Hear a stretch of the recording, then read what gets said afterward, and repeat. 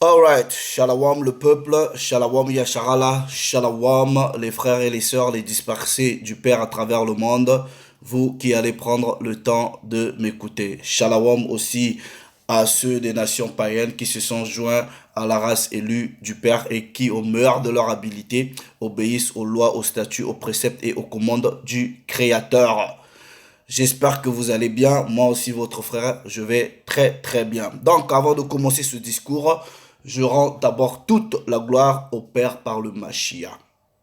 Le titre de cette édification, Femme noire et la moquerie des nations. Les tissages et les faux cheveux. Ok? Bon, vous voyez déjà quand des sœurs vont voir le titre, elles vont déjà se dire, allez, ça y est, ça recommence, on va encore nous gaver avec les tissages, tout ça là, bref, c'est du bruit, bref, voilà. Je sais déjà ce que vous allez dire. Mais écoutez-moi, frères et sœurs, la parole dit dans le livre de Proverbes que celui qui repent sans avoir écouté s'attire la confusion et fait état de folie. Écoutez d'abord ce que je vais dire, ok? Et soyez très long à la colère. Écoutez d'abord et soyez très long à la colère. C'est ce que le livre de Jacques au chapitre 1er du verset 19, je pense, qui le dit. Voilà. Bon, vous voyez, dans le passé, on a eu à traiter ces sujets dans plusieurs dimensions, notamment dans la dimension spirituelle. Mais aujourd'hui, je vais être dans la surface, ok, ou on va dire sur la surface, alright, pour essayer de tenter d'avoir un échange, on va dire ça comme ça, une discussion, une communication que j'estime que nous devrons avoir sur la base de l'honnêteté, de la sincérité.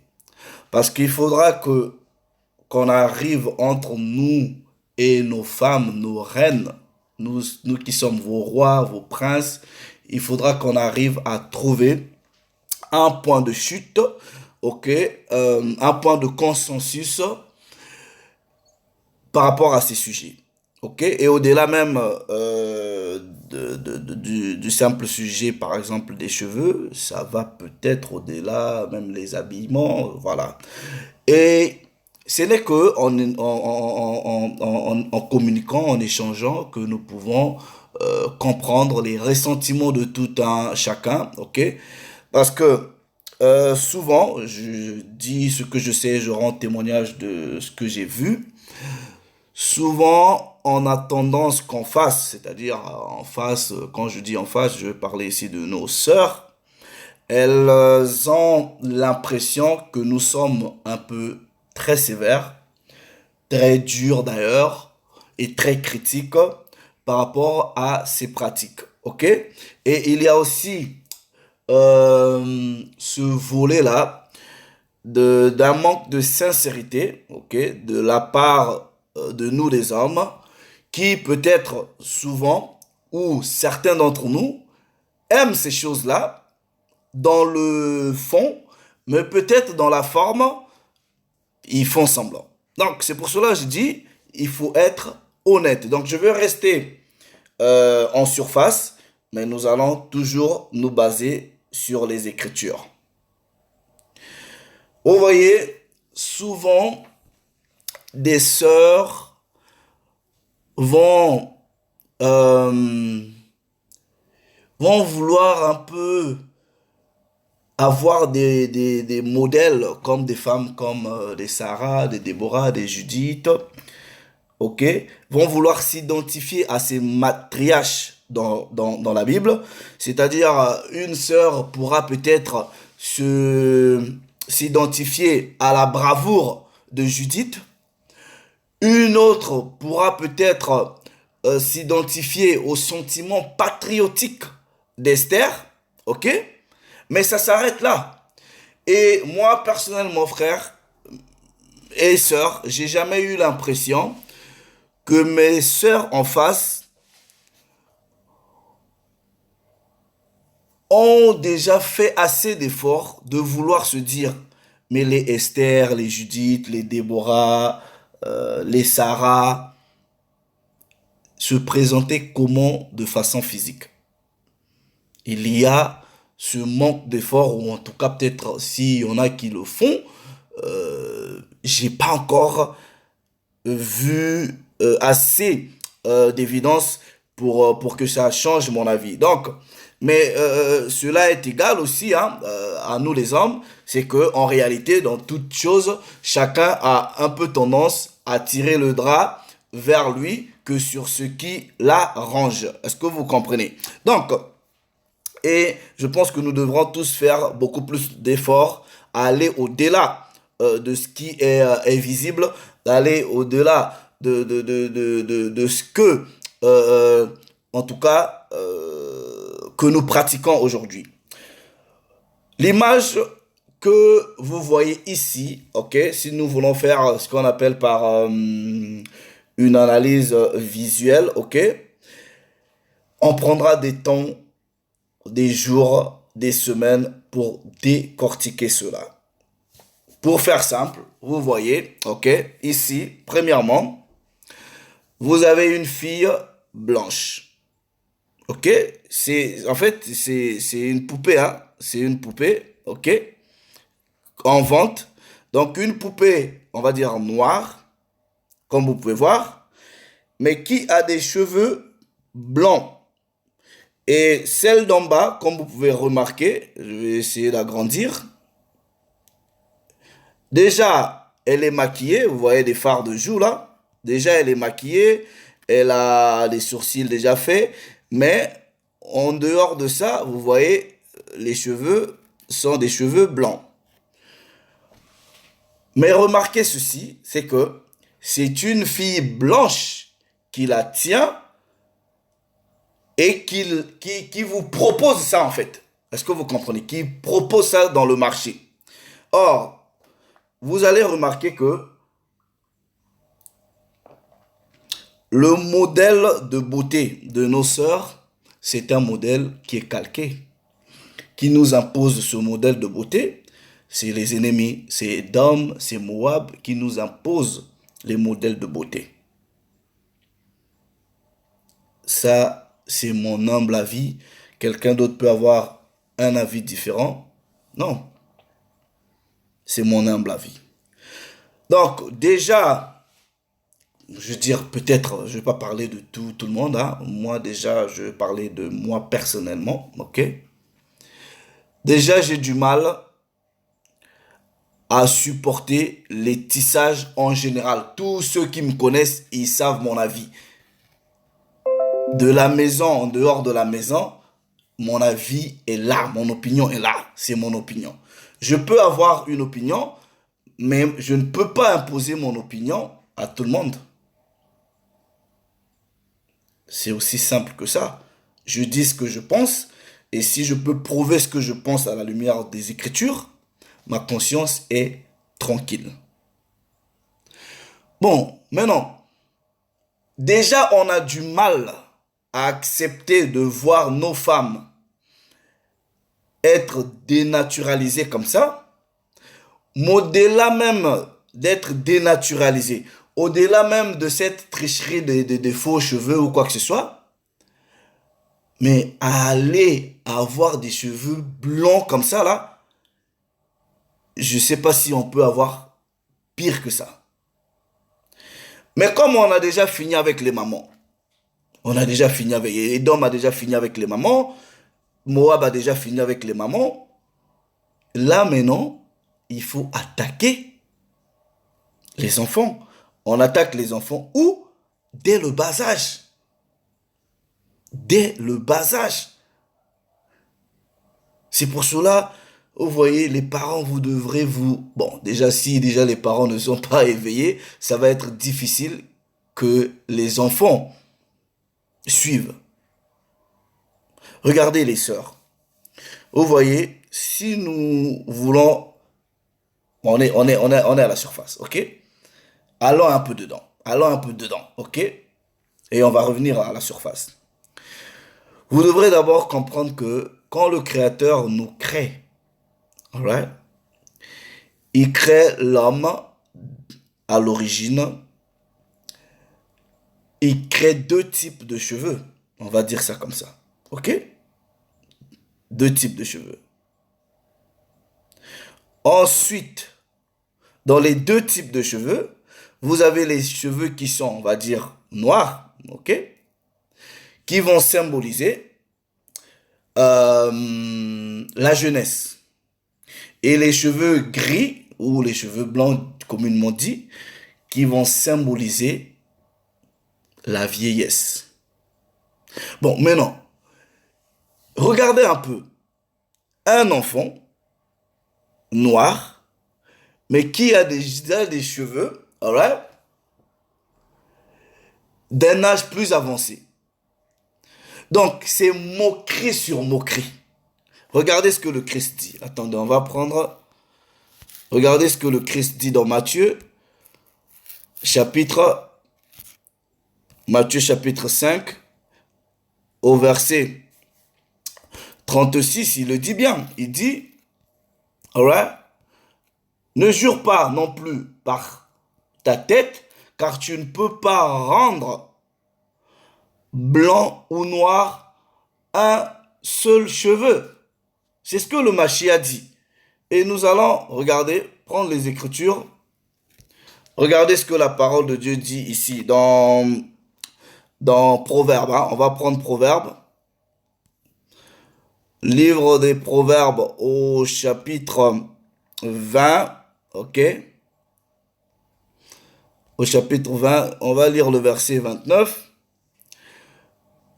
Il est écrit, la force est la parure des jeunes et les cheveux blancs sont l'ornement des vieillards. C'est ça en fait. Donc, les cheveux blancs, c'est le symbole que vous avez pris de l'âge. C'est beaucoup plus associé aussi à la sagesse. Là, la parole, elle est simple.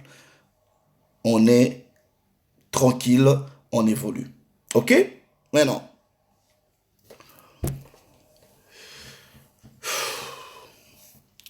combien sont les Moabites, des Édomites,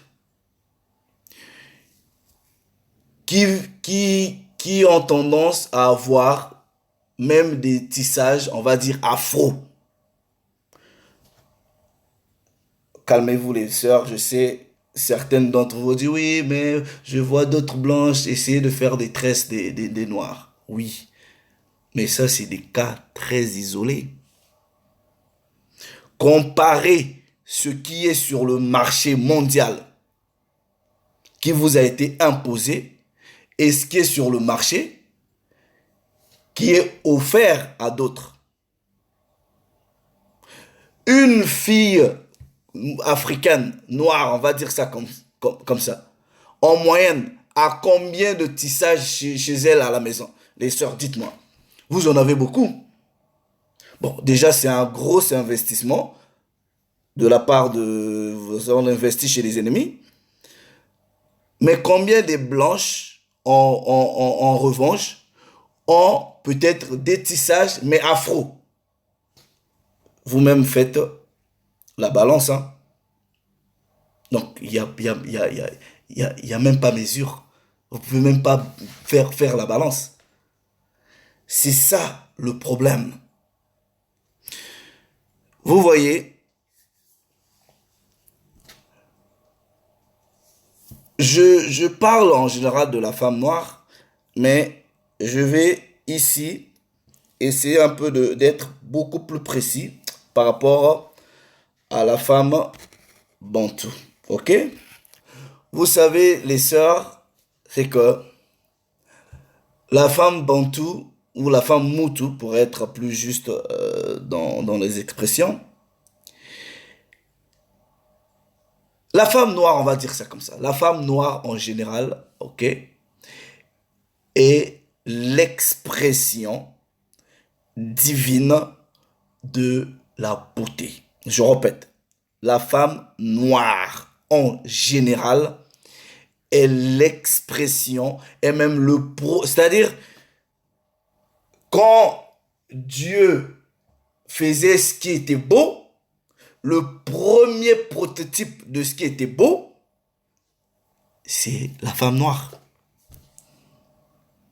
C'est ce que nous avons tendance à oublier. Non seulement cette beauté n'est pas valorisée par nous-mêmes les Noirs, les hommes noirs qui ne valorisent pas la beauté des femmes noires, mais il y a aussi ces sœurs-là qui ne veulent pas s'accepter comme telles.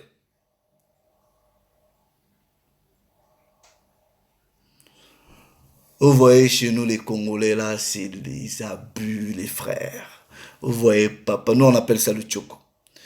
Papa, maman, les enfants, ça met le tchoko, ça se décape la peau.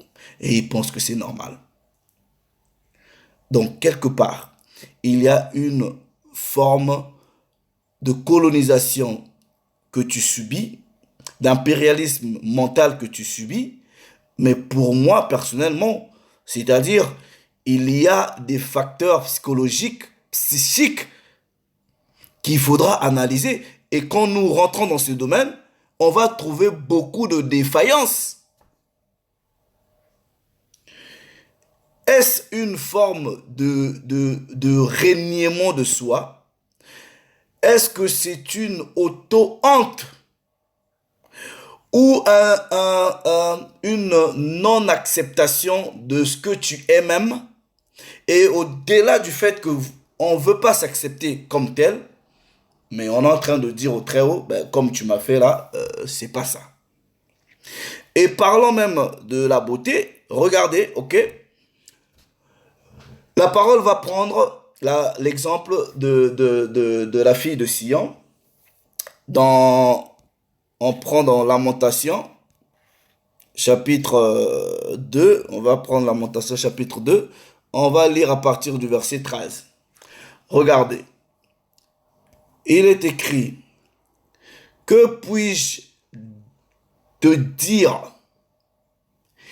qui trouvait de semblable à toi, fille de Jérusalem?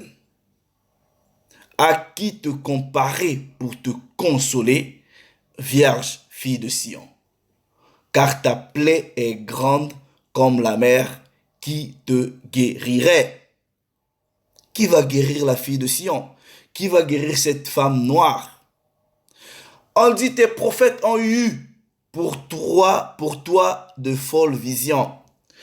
Vous voyez, les folles visions, c'est quoi? Les folles visions vont être ceux qui, dans le christianisme, vous disent « Ah non, mettez vos tissages, vous devez venir aller, faites la beauté, mettez les tissages, les faux ongles.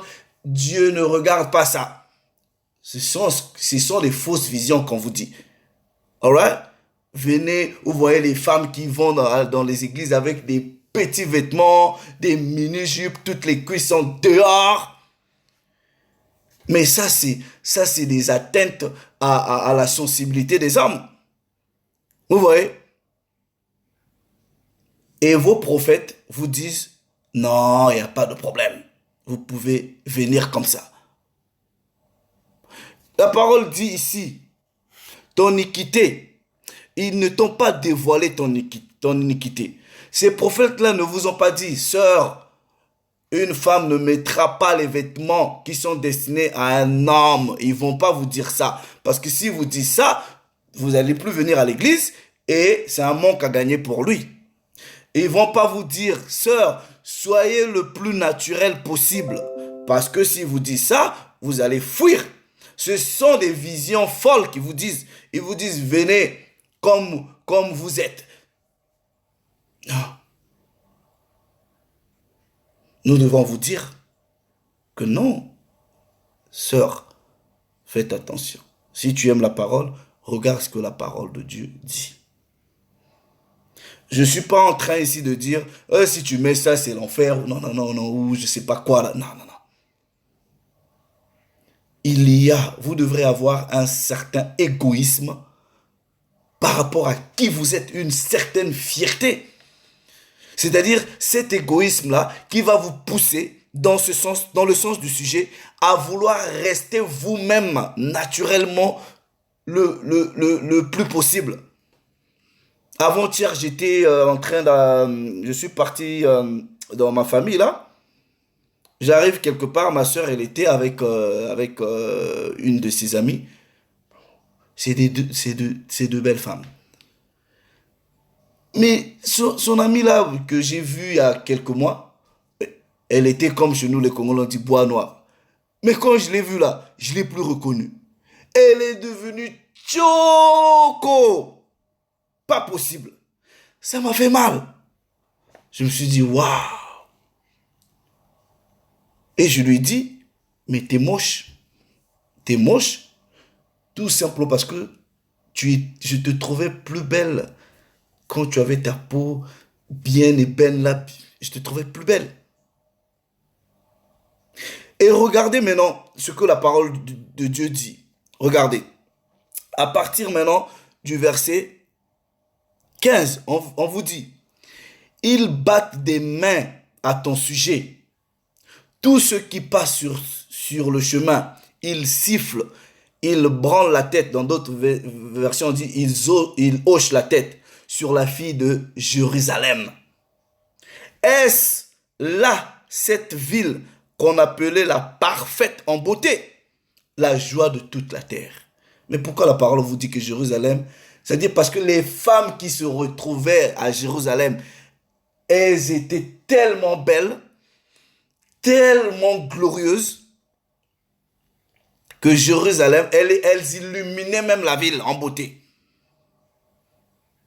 Et c'est comme, comme j'ai toujours l'habitude de dire, c'est que il y a des femmes qui sont tellement belles que quand elles rentrent dans un endroit, par leur beauté, elles éclairent déjà l'endroit.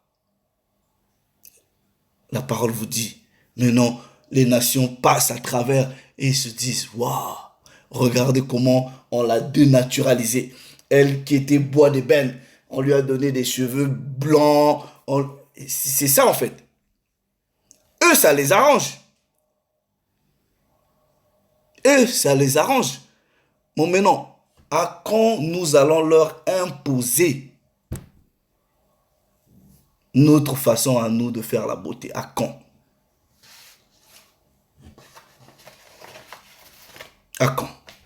Regardez, je vais vous prendre un exemple de l'amigo de... Je prends Judith, ok? Judith chapitre 10, regardez bien, ok? Judith chapitre 10, je lis le verset 7, ok? Judith chapitre 10, le verset 7. En parlant de Judith. En voyant qui? Judith.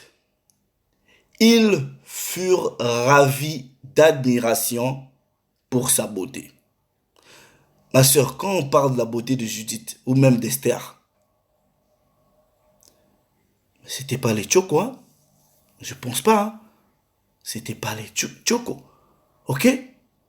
Mais regardez même, c'est-à-dire à partir de la beauté de Judith, elle a réussi, en tout cas, avec l'aide des hommes, à défendre son peuple. Mais sa beauté subjuguait les gens. Regardez ce que le verset 14 vous dit de la beauté de Judith. À partir du verset 12, on dit, et elle répondit, je suis une fille des Hébreux, et je me suis enfui du milieu d'eux, ayant reconnu qu'ils vous ont livré en proie, parce qu'ils vous ont méprisé et qu'ils n'ont pas voulu se rendre à vous volontairement pour trouver grâce devant vous. Verset 14. Lorsque ces hommes eurent entendu ces paroles, ils considèrent son visage et la surprise était dans leur beauté, dans leurs yeux, tant qu'ils admiraient sa grande beauté. Verset 19. Verset 19. Il est écrit, Judith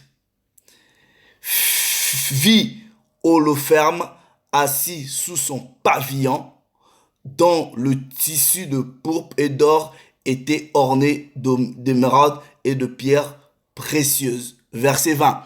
Ayant arrêté les yeux sur son visage, elle l'adora en se prosternant jusqu'à terre. Aussitôt, sur l'ordre de leur maître, les serviteurs de la ferme la relevèrent. C'était une guerrière, mais malgré qu'elle était guerrière, ok, elle était belle. Regardez maintenant le verset même 18. On vous dit, ces officiers lui dirent, qui pourrait donc mépriser le peuple des Hébreux, qui a de si belles femmes? Ne mérite-t-elle pas bien que, pour les posséder, nous lui faisons la guerre? Donc, les gens ont dit, bah, vous voulez faire la guerre à ce peuple? Non. Nous préférons même les avoir comme nos femmes que d'aller leur faire la guerre. Parce que ces femmes-là, elles étaient belles. C'est pour cela la Lamentation vous dit. C'était, Jérusalem, c'était la perfection de la beauté. Et aujourd'hui, qu'est-ce que nous sommes devenus? Proverbe chapitre 3, verset 31. La parole vous dit ceci. N'imitez pas les voies de l'oppresseur. C'est ce que la parole nous dit. Et nos femmes ont suivi la voie de l'oppresseur, veulent ressembler à l'oppresseur. Mais les sœurs, soyons honnêtes, les modèles de beauté là, vous voyez quand vous voyez les femmes comme les Rihanna, les Beyoncé, pour vous, vous vous associez à elles étant que des femmes noires, mais ce sont des femmes noires qui ont été blanchies. C'est-à-dire derrière ces femmes noires là, c'est l'ennemi. C'est aussi simple que ça. Rihanna va se faire une coupe comme ça, mais nos sœurs veulent faire la même coupe.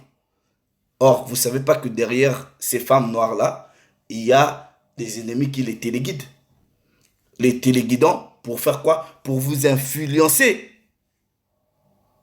Et en faisant cela, qu'est-ce que nous devenons? Nous devenons la risée, c'est-à-dire la moquerie des nations. On a suivi les voies des nations et c'est fini. Nous sommes la moquerie des nations maintenant.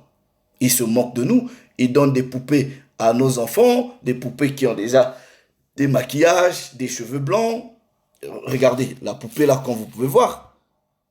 Regardez ici, on vous dit âge 3 ans. Donc déjà, 3 ans, on veut endoctriner vos enfants. Vous regardez bien, 3 ans. 3 ans et plus. Nous sommes devenus la risée des nations.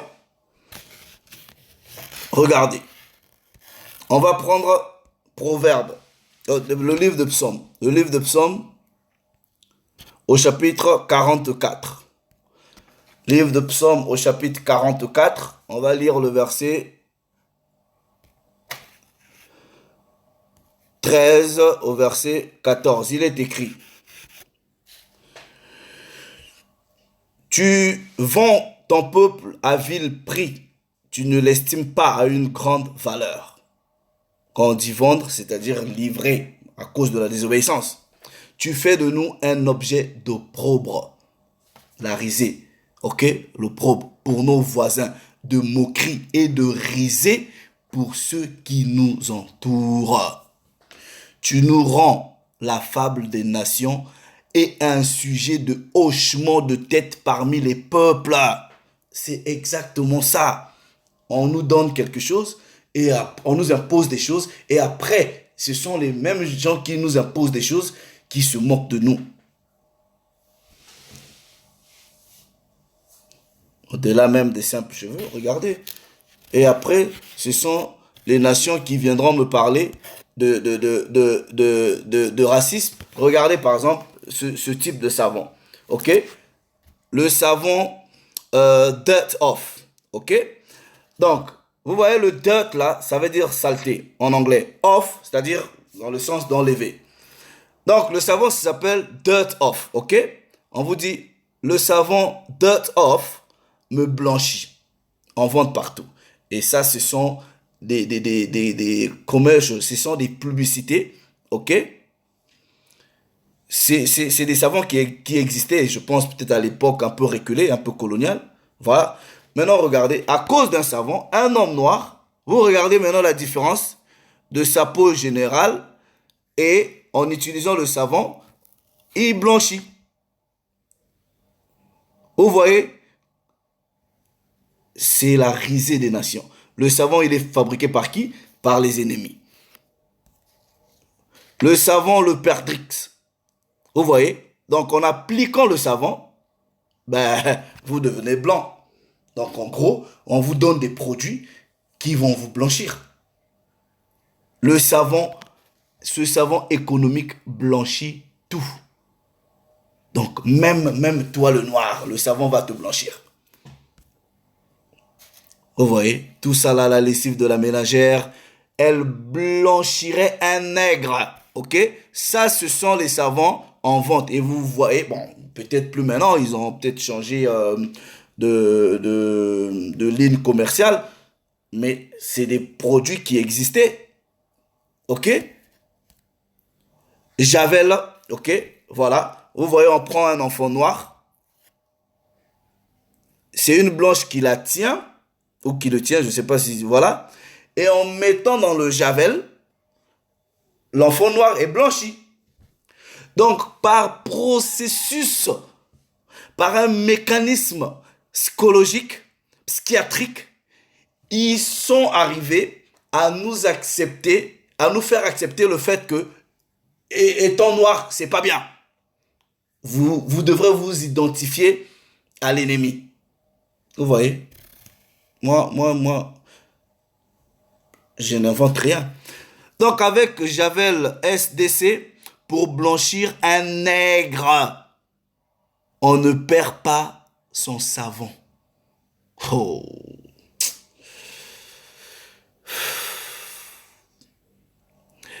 Javel SDC est au départ de nos usines conforme aux prescriptions du service de la répression des fraudes. Le linge lessivé est rincé, on dit, ok, blanchiment du linge. Le linge plutôt lessivé est rincé et doit être mis, voilà, et doit être mis trempé 2 ou 3 heures dans le javel, voilà, bref. Vous voyez, donc on prend un nègre, c'est-à-dire, donc tellement que le javel est bon, ça peut même blanchir un nègre. Frère, est-ce que vous comprenez pourquoi nous sommes fondamentalement contre ces choses-là? Mais le problème aussi, c'est qu'il n'est pas juste question de dire, oui, bah voilà, les tissages,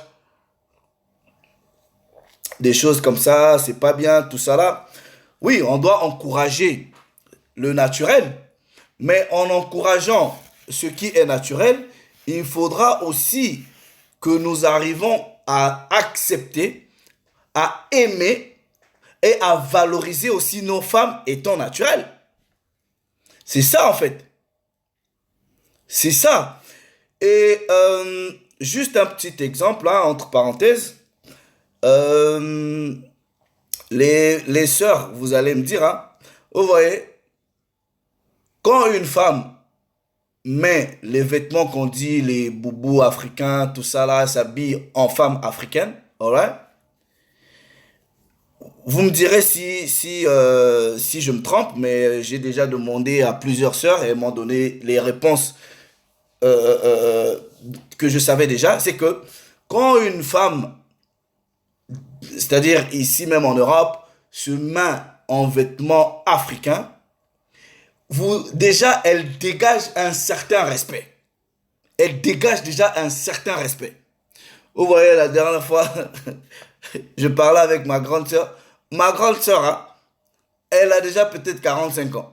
OK? Et elle me dit, ah, petit frère, tout ça là. Elle m'expliquait un truc comme quoi un jeune là, elle l'a dragué. Et elle m'expliquait ça. Je dis, Yaya, mais toi, tu vas en vouloir aux jeunes. Il faut en vouloir à toi-même. Mais déjà, regarde comment est-ce que tu te présentes. C'est-à-dire, la façon que tu t'habilles, tu veux t'habiller jeune, mais tu vas attirer que des jeunes. Même étant une femme mariée ou quoi que ce soit, le jeune qui te voit dans la rue, tu mets des jeans avec des baskets, tout ça là, mais tu penses qu'il va se dire quoi? Et surtout,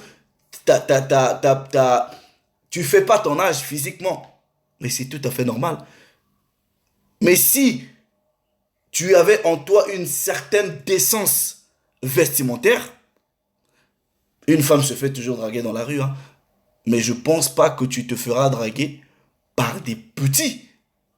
Je suis désolé. C'est ça le problème. Donc, le problème, c'est que nous devrons accepter, alright, qu'on nous a imposé ces choses-là. Et nous avons accepté, ok, et nous avons admis ce reniement de nous-mêmes. Comme vous pouvez voir ici, hein, cette jeune fille qui propose la poupée noire maquillée avec des cheveux blancs, qui va acheter ça? On vous met au marché. Et je parie que dans certaines maisons des Noirs, ils vont acheter ces choses-là. Donc, au-delà même du fait spirituel, sur la base de l'éthique, sur la base même de la conscience, ce sont des pratiques que nous devrons rejeter. Vous voyez, j'ai déjà fait plusieurs recherches. Prenez même avant 1960, en Afrique, même en Amérique, partout, partout, les femmes avaient des afros. Même quand ils ont commencé à créer même le mouvement féministe que les Illuminati ont financé pour retirer l'autorité de l'homme. Mais toutes les femmes qui protestaient là, vous les voyez, elles avaient des afros, elles s'habillaient toujours bien et décemment. Moi, ma grand-mère, paix à son âme, jusqu'à ce qu'elle soit morte, j'ai jamais vu avec un pantalon. J'ai jamais vu avec un pantalon. Ma propre mère, elle a porté le pantalon ici en Europe, quand on est venu s'installer ici. Donc, c'est pas forcément une histoire de parler des histoires de vêtements, mais nous devrons juste admettre que ce sont des choses qui nous ont été imposées et nous l'avons accepté comme ça. Maintenant, c'est quoi d'abord la solution? Ok? Si il y a un mal-être au niveau des sœurs qui vivent peut-être leur, je sais pas, mal le fait qu'elles soient comme ça, je pense qu'il est de notre responsabilité, nous les hommes, nous devrons valoriser cette beauté-là, la beauté de la femme noire, nous devrons valoriser et aussi faire de la contre-attaque, c'est-à-dire nous devons être forts à créer notre propre industrie sur la base de nos valeurs. Mon frère vient de m'envoyer un extrait d'un film congolais. Bon, vous voyez la qualité de l'image, même les films de Nollywood, même les films vous voyez Nollywood, là, le cinéma nigérien. Quand vous voyez ces films-là, au départ, c'était des films qui illustraient la tradition africaine. Mais aujourd'hui, ce sont des films où on vous montre des scènes d'homosexualité, mais c'est quoi ces bêtises-là? Donc mon frère m'envoie un extrait d'un film congolais où les femmes sont nues, montrent leurs fesses, des trucs comme ça. Non, mais ouais, ils ont fait un beau film. Quel beau film? Donc ce qui est beau, c'est ce qui est fait au standard de l'homme blanc. Moi, je préfère mon bon film africain du village. Où je vois les chèvres, c'est ce que moi j'aime. Voilà. J'aime pas vos histoires, je sais pas quoi là, vous soi-disant des films. Non, tout ça là, c'est de la colonisation. Tout ça là, c'est de l'impérialisme. Et c'est tout un mécanisme, ça prend des années. Donc le reversement de ce mécanisme aussi prendra des années. Aujourd'hui, si je pose une question simple à une sœur, honnêtement, si je lui dis, vous mettez le tissage, ou comment est-ce que vous faites vos maquillages, vos tissages, votre format de beauté là, c'est en fonction de qui? C'est qui votre prototype? Peu vont être honnêtes pour dire, oui, c'est le prototype de la femme blanche. Peu vont être honnêtes. Les malhonnêtes vont commencer à dire, oh non, moi je fais pas ça pour quelqu'un, je fais ça pour moi-même. Mensonge. Parce que si ce n'était que pour faire pour toi-même, toi-même tu es une femme noire, ben, c'est ça. Et des fois vous marchez dans la rue là, ok? En fait, la seule différence, ce qui peut peut-être vous faire comprendre que c'est une femme blanche, c'est les formes. De loin, vous voyez, je vois des sœurs, je ne sais pas combien de centimètres, elles ont beaucoup de cheveux comme ça, mais il y a de la confusion. C'est-à-dire, si elle vous tourne le dos, il y a de la confusion. Ce qui peut peut-être vous faire retenir, c'est la forme. Ok? C'est la forme. Le curve, c'est-à-dire la guitare là. Sinon, si c'est une sœur qui n'a pas beaucoup de fesses, on va dire ça comme ça, ok? Vous pouvez penser que, bon, voilà, c'est peut-être, voilà. Mais quand elle se retourne, vous dites que c'est votre sœur noire. Non, nous devrons nous accepter. I love my woman when they're natural. Je le dis, je le dis, j'aime les femmes quand elles sont naturelles. C'est plus beau à voir et à admirer. C'est aussi moins de dépenses. C'est aussi moins de dépenses. C'est ça. Donc il faut aussi voir le volet économique. C'est aussi moins de dépenses. Et moi, personnellement, ça me fait un peu mal quand je vois, j'ai aussi des gens que je connais personnellement qui, soi-disant, font le maquillage, qui apprennent aux gens les histoires de maquillage. Non, non, I don't know, man. Pourquoi vous apprenez pas vos sœurs de se rendre belles, mais selon votre nature? Why don't you do that? Pourquoi vous faites pas ça? Pourquoi vous faites pas ça? Même si vous voulez être dans le faux, dans les histoires de tissage, mais je vois très rarement des femmes la promotion des tissages même afro. Très rare. Vous avez toujours vos trucs là qui ressemblent aux femmes blanches. Non, nous devrons admettre que oui, nous sommes colonisés, ok, voilà, culturellement, vestimentairement. Nous le sommes. Donc, il faut créer une contre-industrie, ok, une industrie vestimentaire, une industrie de beauté, ok, cosmétique, qui pourra faire face aux ennemis. C'est ce que nous devrons créer. Il faut promouvoir nos artistes. Moi, quand je vois les Congolais là, aller à...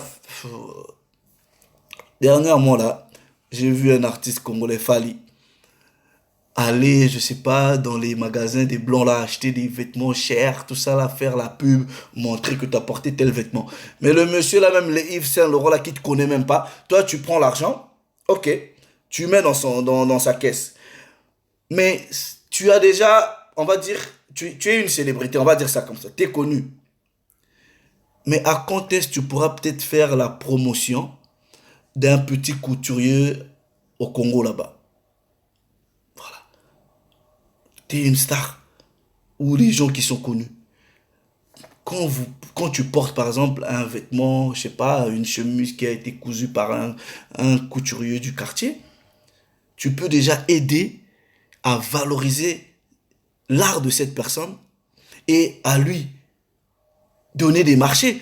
Puisque comme ce que toi tu portes, les gens vont suivre. Et si tu fais dire, ah voilà, voilà, mon boubou, je sais pas, c'est telle personne, les gens vont aller acheter. Les gens vont aller acheter. C'est ça le problème. Donc, vous voyez déjà, l'ennemi commence à nous attaquer, attaquer nos enfants. Et les sœurs et les frères. Vous voyez, c'est une fille blanche. Vous voyez que les cheveux de la fille blanche ressemblent, sont identiques à celles de la poupée noire. C'est que de la pure colonisation, c'est de l'imposition culturelle. Et nous devrons sortir de ces choses-là. Et que le Père nous aide. J'ai pas même envie de parler de malédiction en ce qui concerne les cheveux des filles de Sion. Je vous oriente à aller lire le livre d'Ésaïe au chapitre 3. Je vais prendre juste le précepte, ok? Et on va conclure le sujet. Ésaïe chapitre 3, je reviendrai sur ce sujet pour bien expliquer ces préceptes. Regardez, il est écrit, le Très-Haut dit, à partir du verset 16, parce que les filles de Sion sont devenues orgueilleuses. Pourquoi elles étaient orgueilleuses? À cause de leur beauté. Ok? Qu'elles s'avancent la tête haute, lançant des regards, dans d'autres versions dit regards effrontés. Vous voyez les caprices que les femmes font là. Bref, qu'elles vont à petits pas, c'est-à-dire elles se déhanchent, des choses comme ça. Bref, vous voyez un peu l'image, voilà, les femmes blanches comme chez nous au Congo, on dit Kodenda. C'est-à-dire, voilà quoi, ok? Elles étaient devenues très orgueilleuses et font sonner les anneaux de leurs pieds. Qu'est-ce que le Père a fait? Le Seigneur rendra chauve le crâne des filles de Sion. C'est-à-dire, il enverra l'exterminateur, l'ange coiffeur qui va couper. Quand on dit on rend le crâne chauve, c'est-à-dire les cheveux qui devraient te servir de voile vont être coupés, ok? Et c'est ta nudité, alright, qui va se faire voir et on découvrira leur nudité. Tout simplement parce que les chevelures de la femme noire cachaient un peu plus ou moins, voilà, sa forme. Parce que la femme devait se respecter. Vous voyez, les femmes noires sont bien en forme. Donc le Père avait donné des cheveux de sorte que ça vous couvre bien, que ça cause pas beaucoup de désordre dans la rue.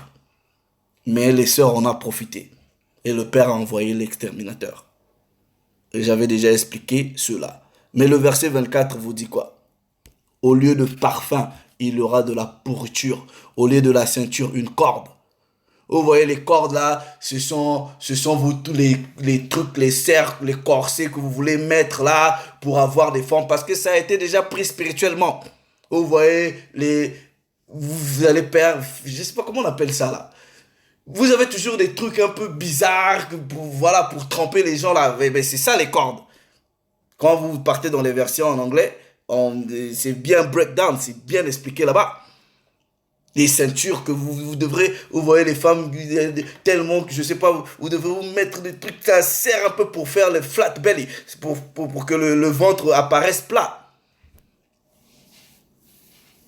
On vous dit au lieu de parfum, c'est-à-dire au lieu de gloire, ça va être la déchéance. Donc ensuite, l'ennemi va vous proposer des choses pour que vous dira, mais si tu mets ça, ça va bien, ça va faire bien tout ça.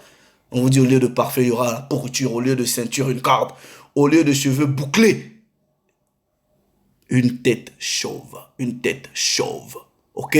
Au lieu de beauté, la marque imprimée par le feu. Donc ça vous a été retiré. That's the scripture, c'est pas ce qu'Allegre crée. Hein. C'est ça, les Écritures. Donc, nous devrons sortir de cette confusion-là mentale, de cette... C'est ça. Bref. Donc, sœur, si tu peux faire des efforts, on n'interdit pas à une femme de s'entretenir. Non, on n'interdit pas à une femme de s'entretenir. Mais on peut toujours prendre soin de soi le plus naturellement possible. Je sais que l'ennemi a rendu cela aussi difficile parce que tout ce qui est naturel, c'est cher. Mais tout ce qui est là pour vous détruire, c'est monnaie courante, quoi. C'est à la portée de tout le monde. C'est à la portée de tout le monde. Donc, je sais pas, mais je trouve ça ridicule qu'une femme aille investir 500 $, 500 €, 500 livres juste pour des cheveux. Je sais pas. Je sais pas. Mais les 500 balles que tu peux investir pour acheter un seul tissage, tu peux acheter beaucoup de cheveux naturels et faire pousser tes cheveux. Frère, sœur, vous voyez, il y a deux types d'admiration. Alright? Quand une femme se maquille avec tout ce qui est faux, on vous admire, mais c'est une admiration qui reste sur la surface. C'est charnel. Est-ce que vous comprenez? C'est charnel. OK? Et une admiration comme ça est non seulement charnelle, mais elle est beaucoup plus proche de l'admiration sexuelle. Mais une femme, quand elle est naturelle, OK? Elle se présente de façon naturelle. Vous avez en elle, c'est-à-dire une certaine admiration, mais c'est une admiration qui est connectée à la pureté et surtout au respect. Ça dégage quelque chose, je sais pas, mais je parle tant que homme, c'est ce que je ressens. C'est-à-dire quand je vois une femme qui est naturelle, je la respecte beaucoup plus. C'est-à-dire, elle m'intrigue. Mais quand c'est les histoires là, moi, quand je vois les femmes avec les tissages là, moi déjà, ça m'énerve. Ok, mentalement, déjà, je suis déjà énervé. Et je peux même pas faire cas de toi. Mais quand c'est une femme naturelle, j'aime ça. Ok, I love it. Je la respecte. Ah non, non, je sais pas, c'est peut-être moi personnellement, mais c'est comme ça. Bon, bref, je m'arrête là. Le Père s'est encore glorifié. Donc les sœurs, les frères qui ont les moyens, tout ça là, investissez un peu dans ces choses-là. Ok? On doit faire de- c'est-à-dire de la contre-attaque, de la contre-expertise. Voilà. Il faut ramener nos choses à nous. C'est comme ça. Voilà, c'est comme ça. Quitte à, je sais pas, mais bon, voilà quoi. Au meilleur de nos habilités, faisons cet effort. Si on enrichit l'ennemi pour rien, pour rien. On enrichit l'ennemi pour rien. C'est compliqué, c'est compliqué. Je sais pas. Si ça sert à quoi tout ça là? Ça sert à quoi? Ça sert à quoi? Je sais pas. Oh, tu dors avec une femme le matin, elle se réveille, elle a un tissage. C'est bizarre, hein? C'est, je sais pas. Quand même bizarre. C'est quoi ça? Tu touches la tête de la femme, c'est des tissages. Mais ça, c'est à quel goût même? Je sais pas. C'est moche, moi je trouve que c'est moche. Un homme en train de vous caresser, même la tête là, c'est les tisages qui va caresser. L'homme là, vous faites ça là, vous avez quoi comme goût? C'est bizarre quand même. Je sais pas. C'est c'est bête. C'est même comme les femmes qui vont faire les cheveux, non, les faux seins là. Mais un homme va toucher les faux seins, ça vous donne quelle impression? Vous-même aussi, quand on vous touche les faux seins là, ça vous donne quelle impression? Je sais pas. Je trouve ça moche. Soyez naturel, ok? Soyez naturel. Les frères, appréciez vos femmes si ce qu'elle a, c'est pas bien gracieux, ok? C'est naturel. Appréciez. Appréciez, c'est tout. Faut lui donner cette confidence-là. Appréciez. Mais bon, bref. Le Père s'est encore glorifié, les frères et les sœurs. Nous sommes la moquerie des nations hein, avec ces choses-là. Donc, ils commencent déjà à attaquer nos enfants. Bref, on doit réagir. J'espère que on va toujours revenir avec des sujets plus importants. Ok? Allez, shalom.